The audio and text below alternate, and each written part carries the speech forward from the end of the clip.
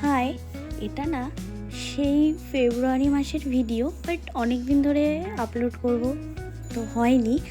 তো যাই হোক, আমাদের তো আন্দামান যাওয়ার ফ্লাইট ছিল ভোর 5:55-তে। তো সেই জন্য আমি বাড়ি থেকে রেডি হয়ে বেরিয়েছিলাম, ওই 3:30 নাগাদ বেরিয়ে গেছিলাম এয়ারপোর্টের জন্য।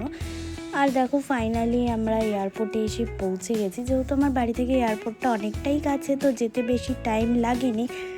তো এই যে আমরা যেহেতু ডোমেস্টিক ফ্লাইট ধরবো, তো এখান থেকে আমাদের এন্ট্রি করে নিলাম। আর এন্ট্রি করার পরে আমাদের সব রকম চেকিং হয়ে গেছে। কমপ্লিট হওয়ার পরে এরপরে আমরা এখানে ওয়েট করছি যে কখন ফ্লাইট আসবে। ফাইনালি আমাদের ফ্লাইট এসে গেছে আর চলে এসেছি ফ্লাইটে যাব বলে। আর আমি তো খুব এক্সাইটেড ছিলাম, ফার্স্ট টাইম আমি ফ্লাইটে ট্রাভেল করছি, তো এই কারণে একটা আলাদা এক্সাইটমেন্ট আমার কাজ করছিল।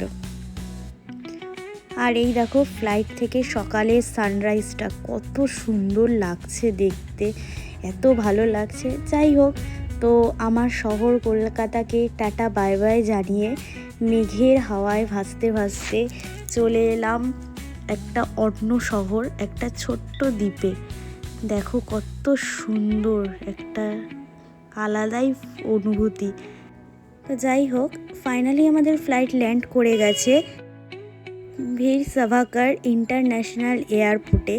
আর এয়ারপোর্টটা দেখো কত ফাঁকা। যেহেতু এই এয়ারপোর্টটা একটা দ্বীপে, তো এখানে এতটা পরিমাণ ভিড় নেই যতটা আমাদের কলকাতার এয়ারপোর্টে থাকে। বাট এয়ারপোর্টটা এত সুন্দর করে সাজানো, এত ভালোভাবে ডেকোরেট করা যে মানে একটা ভালো লাগছে, খুব সুন্দর দেখতে। তো যাই হোক, আমরা ফাইনালি পৌঁছে গেলাম এবং বাইরে থেকে ক্যাব বুক করে নিয়ে আমরা এবারে যাব আমাদের হোটেলের উদ্দেশ্যে। তো হোটেল তো আমাদের বুক করাই ছিল আগে থেকে। তো